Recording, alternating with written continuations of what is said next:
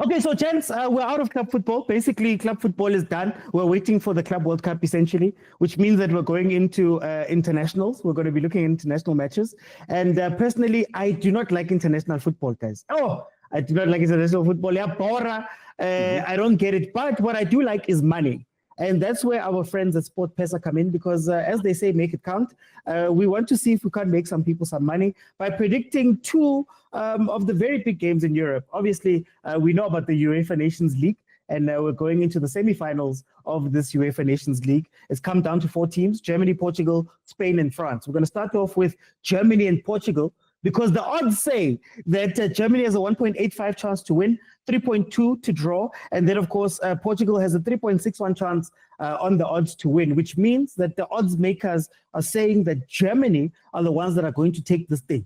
They're going to take this match. It should be a little bit easier for them. Remember, the smaller the number, the lesser the chance. So, the smaller the number, the more chance. So if Germany has 1.85, it means that we believe Germany will win. So if they do win and you put 10 rand in, you will get 18 rand 50 back according to the odds. But if you lose, Hashem Udliwe. Tlhalefang, Germany, Portugal. So no matter what, make better. So if I put the 10 rand in and I get 18 rand, I get 8 rand from that thing. Yeah, you get 8 rand profit if they win. Betting seems like a vibe. I'm not gonna lie. It seems like a vibe. Yeah, it seems like a vibe. Nothing's over again. I'm not sure. Whoa. Please bet responsibly. Please. Yeah, responsibly. Obviously. Please bet responsibly. Because Tlhalefang is studying. Tlhalefang. Anyway, are you going with Germany like the odds? Look, just making Germany the favorites is man. I don't know why they base it off of, because yes, they've got the Florian Wirtz, they've got the Kai coming back, they've got all these talented players in and around them, right? But Portugal still has that old man called Ronaldo. He's old, he's from Saudi, but he's still Ronaldo. Aye. He's still, you can say whatever you want, but he's Ronaldo. And I'm a Messi guy all day, every day. All day, every day. But just like Mshishi, Ronaldo is a game changer. He's a game changer. So if it was up to me, I would like, bro, take the risk and go with Portugal. Because Ronaldo is the game changer at any point. So are the Portugal straight win? Portugal straight win. Lean. Because when also, I mean, Jorginho, like Germany in the past few international breaks, man, they haven't been convincing. Even in the last big tournament that they were in, without Musiala, I know Musiala is injured. I think Musiala is the heartbeat of that team. So without him, you kind of, but will they score? I think they will.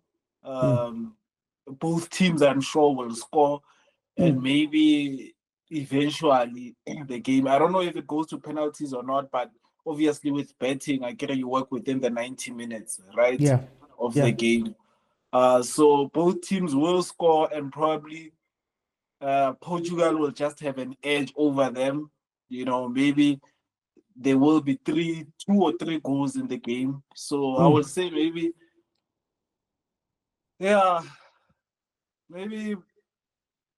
a 2-2 draw or a 2-1 win for Portugal. Look, to be fair, Portugal loves this tournament. They seem to do well. It seems to be the thing that, when they can't win the World Cup or they can't win something else, they just fall into this one. So I do understand you guys saying that Portugal is going to win, but I think Germany, you still have your Florian Wirtzes and those guys who can come in and maybe make a difference. So think even, but if you look at the Portuguese team, they've got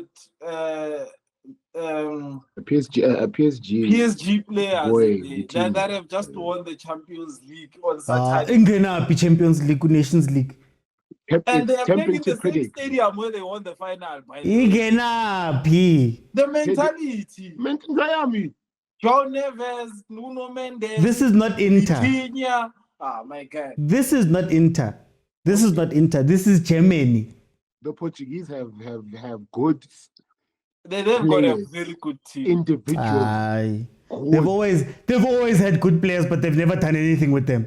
They've won the But now Euros. they've got a coach that knows how to use them. I get the sense that he knows, he doesn't over elaborate on anything. He places them rightfully in the rightful positions, and then they go out there and they do what they need to do. Okay, so we're going with Germany on this one. Oh, you know, Portugal. You We're are going with going Portugal. Germany, both teams to score. You're You're just confusing. Tlhalefang now is gone. No. Do a combo. Now I'm going to say both teams to score, and fine, I'll go with you guys with Portugal. Let's get into the second semi-final. Has Spain versus France. Replay of another semi-final here last year, where Spain was able to knock France out 2-1 in the Euro 2024. The odds are much closer though. The odds say 2.3 Spain, 2.96 draw, 2.87 win for France, which means it's very, very close. Picasso, how do you feel about Spain v France?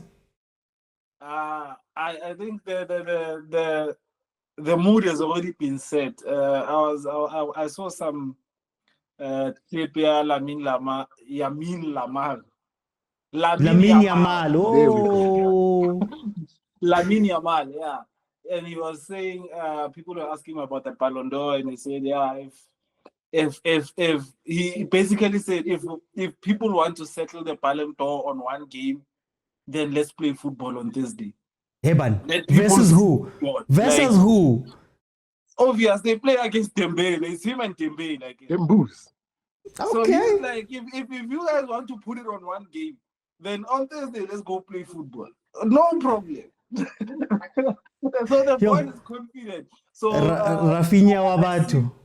Eh? Rafinha Wabatu. Oh, Rafinha. Stop. I mean, Rafinha has done fairly well, but I don't think he's hit those Lamine's heights. team.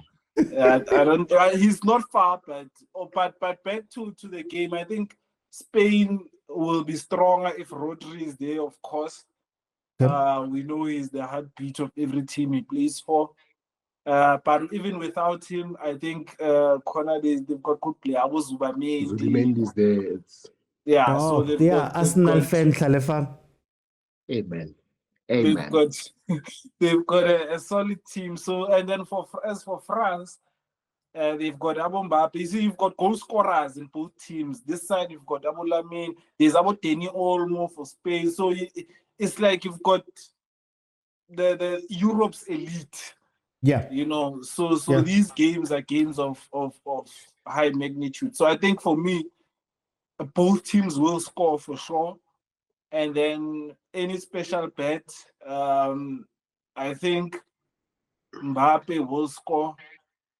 I've got a feeling that he will at some point outrun that Spanish defense and score. Lamine will score. And then as for corners, because they've got such speedy wingers that are so tricky, and they don't, like, when Lamine has the ball, there's no time to be playing bad passes. Yeah. You are going to the box, my friend. And what are the chances of you conceding a corner kick if you don't block if you block the cross, you see? So even corners, maybe there will be 7 or 8 corners, you know, in the game. So as to who's gonna win, España. So I will say, yeah, there'll be a lot of goals.